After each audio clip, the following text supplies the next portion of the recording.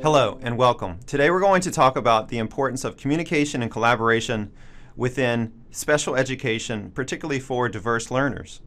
When we talk about communicating effectively with stakeholders, particularly parents, guardians, and other caregivers, we have to have the correct tone and the correct approach to think about improving in development, achievement, and even social and emotional well-being.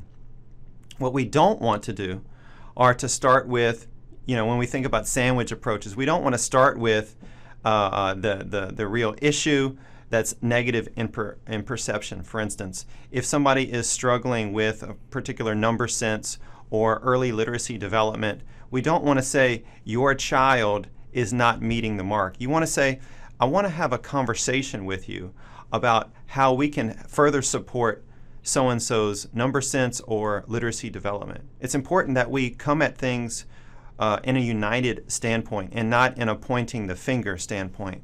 I think we've all experienced that, whether we are parents and receiving those emails or made mistakes as teachers and educational leaders in communicating some of those things in ineffective ways. And so when we think about effectively communicating, we have to think about instructional opportunities where families can be the third part of a triad, where we have the student, we have the school, classroom teacher in particular, and then we also have the parent and family, right?